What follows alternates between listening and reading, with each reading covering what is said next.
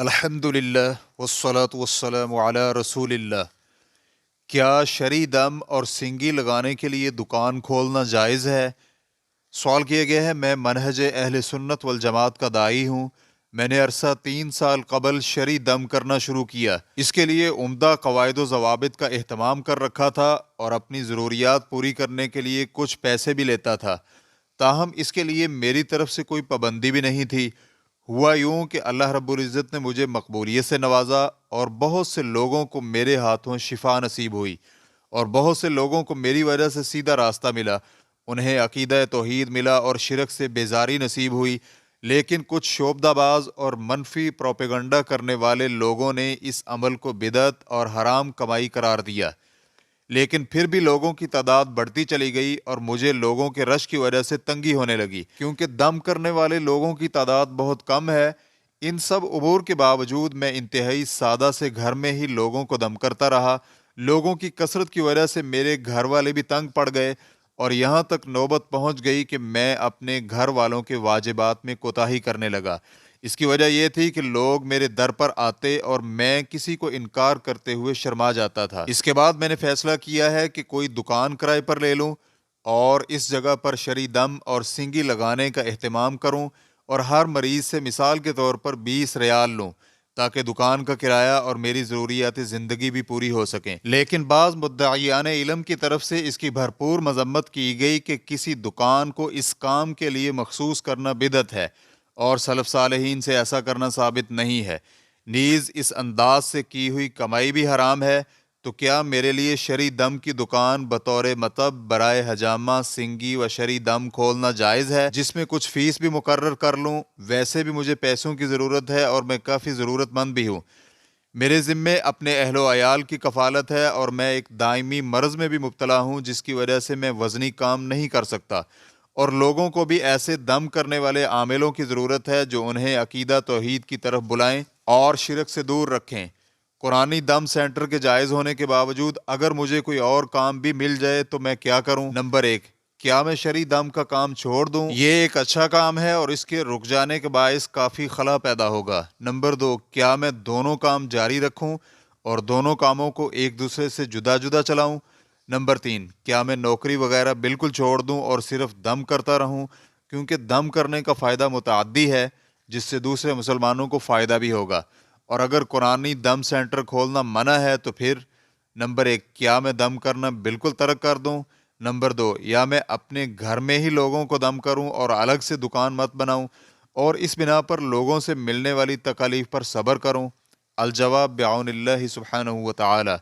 اول، اگر حقیقت ایسے ہی ہے جیسے آپ نے ذکر کی ہے کہ آپ شرعی دم کرتے ہیں اور لوگوں کو اس کی ضرورت بھی ہے، تو ہم آپ کے لیے بارگاہ الہی میں دعا گو ہیں کہ آپ کو اس عمل پر اجر و ثواب، کامیابی اور رہنمائی عطا فرمائے، اور آپ کے لیے اس کام کے بدلے میں کچھ اجرت لینے میں کوئی حرج نہیں۔ شیخ ابن باز رحمہ اللہ سے پوچھا گیا، ہم کچھ ایسے لوگوں کے بارے میں سنتے ہیں جو قرآن مجید کے ذریعے سے علاج کرتے ہیں۔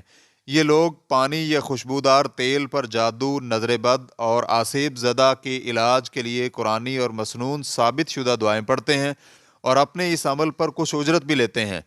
تو کیا یہ شرعی طور پر جائز ہے؟ اور کیا تیل یا پانی وغیرہ پر قرآنی دعائیں وغیرہ پڑھنے کا وہی اثر ہے جو براہ راست مریض پر پڑھنے کا ہوتا ہے؟ تو شیخ رحمہ اللہ کا جواب تھا، مریض پر دم کرنے کے بعد اجرت لینے میں کوئی حرج نہیں ہے، اس لیے کہ صحیح بخاری اور مسلم میں ثابت ہے کہ صحابہ اکرام کی ایک جماعت کسی عرب قبیلے کے پاس گئی تو انہوں نے ان کی کوئی ضیافت نہیں کی۔ اسی دوران ان کے سربراہ کو کسی زہریلی چیز نے کاٹ لیا۔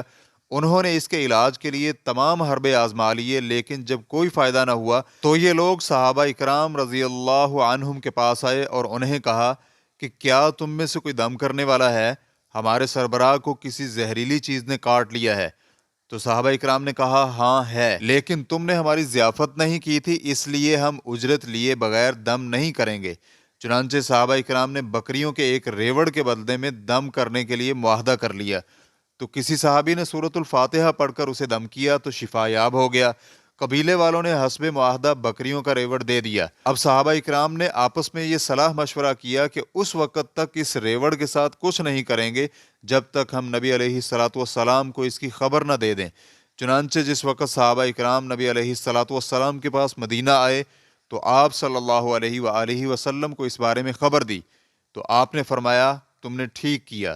بخاری حدیث نمبر 2115، مسلم حدیث نمبر 4080۔ پانی یا تیل وغیرہ پر کسی مریض یا جادو زدہ اور پاگل پن کا علاج کرنے کے لیے پڑھنے میں کوئی حرج نہیں ہے، تاہم مریض پر پھونک مار کر پڑھنا زیادہ بہتر اور افضل ہے۔ اس بارے میں ابو داؤد رحمہ اللہ نے حسن سند کے ساتھ بیان کیا ہے کہ نبی علیہ الصلوۃ والسلام نے ثابت بن قیس بن شماس کے لیے پانی پر پڑا اور پھر پانی اس پر ڈال دیا، اور نبی علیہ الصلوۃ والسلام کا یہ بھی فرمان ہے کہ جب تک دم میں شرک نہ ہو اس وقت تک دم کرنے میں کوئی حرج نہیں۔ مسلم حدیث نمبر 4079۔ چنانچہ اس حدیث میں مریض پر براہ راست دم کرنے یا پانی اور تیل وغیرہ دم کر کے دینے کی دلیل ہے۔ ریفرنس کے لیے دیکھیے مجموع فتاوی ابن باز جلد نمبر 19 صفحہ نمبر 338۔ دائمی فتویٰ کمیٹی کے علماء کرام سے پوچھا گیا، ایک آدمی لوگوں پر پیسے لے کر دم کرتا ہے اور اسے نبی علیہ الصلوۃ والسلام سے ثابت شدہ دم ہی آتے ہیں، اس بارے میں وہ قابل اعتماد اہل علم کی رائے بھی لیتا ہے، اس کا کیا حکم ہے؟ تو انہوں نے جواب دیا، اگر حقیقت ایسے ہی ہے جیسے بیان کی گئی ہے کہ آپ مریضوں کا علاج شرعی دم کے ساتھ کرتے ہیں اور آپ لوگوں کو انہی الفاظ کے ساتھ دم کرتے ہیں جو نبی علیہ الصلوۃ والسلام سے ثابت ہیں، اور اس بارے میں علامہ ابن تیمیہ اور دیگر معروف کتابوں میں ذکر کردہ الفاظ دم ہی استعمال کرتے ہیں، اسی طرح علامہ ابن قیم رحمہ اللہ کی جانب سے زاد المعاد میں اور دیگر اہل سنہ والجماعہ کی کتب سے آپ لیتے ہیں، تو آپ کا یہ عمل جائز ہے، آپ کو اس کوشش اور جد و جہد پر بھی اجر ملے گا، اور اگر آپ اس عمل کے بدلے میں کچھ اجرت بھی لیتے ہیں تو اس میں بھی کوئی حرج نہیں ہے۔ اس کی دلیل ابو سعید خدری رضی اللہ عنہ والی حدیث ہے۔ ابو سعید خدری رضی اللہ عنہ کی حدیث سے مراد وہی حدیث ہے جس میں زہریلے جانور کے ڈسے ہوئے شخص کو سورۃ الفاتحہ پڑھ کر دم کیا گیا تھا۔ چنانچہ جو دم جائز ہوگا اس دم پر اجرت لینا بھی جائز ہوگا، اور اس بات سے کوئی فرق نہیں پڑتا کہ آپ یہ کام گھر میں کریں یا کسی کرائے کی دکان میں کریں یا اہل خانہ کو مشقت سے بچانے کے لیے کسی مخصوص مکان میں کریں۔ اس عمل کو منع کرنے والے افراد کوئی قوی وجوہات پیش نہیں کر سکتے کہ اس طریقے سے کمائی کرنا سلف صالحین سے ثابت نہیں ہے، کیونکہ دم کرنا جائز ہے اور اس پر اجرت لینا بھی جائز ہے، تو اس عمل کو بطور پیشہ اپنانے پر حرام ہونے کا فتویٰ لگانا جہالت کی علامت ہے۔ اور امام بخاری رحمہ اللہ نے اپنی صحیح بخاری کی کتاب الاجارہ میں باب قائم کیا ہے، باب ہے عرب قبیلے پر فاتحہ پڑھ کر دم کی اجرت کے بارے میں۔ ابن عباس رضی اللہ عنہما کہتے ہیں کہ نبی علیہ الصلوۃ والسلام نے فرمایا، اجرت حاصل کرنے کے لیے سب سے زیادہ حقدار شے کتاب اللہ ہے۔ دوم، اس سے قبل سوال نمبر 71303 میں علماء کرام کا سنگی لگا کر اجرت لینے کے بارے میں اختلاف کا تذکرہ ہو چکا ہے، اور اس بارے میں صحیح موقف یہی ہے کہ سنگی لگا کر اجرت لینا جائز ہے، حرام نہیں ہے، اور نبی علیہ الصلوۃ والسلام نے اس کو مکروہ سمجھتے ہوئے منع فرمایا، حرام سمجھتے ہوئے منع نہیں فرمایا۔ سوم، آپ دم اور حجامہ یعنی سنگی کے ساتھ علاج کرنے کے لیے مخصوص کلینک کھول سکتے ہیں، جیسے کہ اس سے قبل بھی گزر چکا ہے، اور اگر آپ کو کوئی اور کام بھی مل جائے تو تب بھی آپ پر دم کرنے کا عمل ترک کرنا ضروری نہیں ہے، اور آپ چاہیں تو اپنی سہولت کو مد نظر رکھتے ہوئے دونوں کاموں کو یک بارگی بھی چلا سکتے ہیں، تاکہ آپ اور آپ کے اہل خانہ کو کسی قسم کی تکلیف نہ ہو۔ بیماروں کو دم کرنا، انہیں دعوت دینا، ان کی اصلاح اور رہنمائی کرنا، یہ بہت ہی مفید اور کارگر کام ہے، جیسا کہ آپ نے بھی ذکر کیا ہے، تو ایسی صورت میں یہ کام ترک کرنا مناسب نہیں ہے، چاہے آپ کو اس کے متبادل کے طور پر کوئی اور ذریعہ معاش ہی کیوں نہ مل جائے، کیونکہ اس سے دوسروں کا بھلا ہوگا اور انہیں فائدہ پہنچے گا۔ یہاں یہ بات لازمی طور پر ذہن نشین رہے کہ معالج اللہ رب العزت کو ہی اپنا نگہبان سمجھے، ظاہری و باطنی ہر طور سے تقوی اختیار کرے، لوگوں کے ساتھ نرمی کا معاملہ کرے، اجرت یا دوا کی قیمت دینے کے لیے لوگوں کو مجبور مت کرے، اور انہیں یہ بھی بتلائے کہ شفا اللہ رب العزت کے ہاتھ میں ہی ہے۔ انہیں یہ بھی نصیحت کرے کہ اللہ سے اپنے گناہوں کی توبہ کریں، کیونکہ عموماً انہی کی وجہ سے آزمائشیں اور تکلیفیں آتی ہیں۔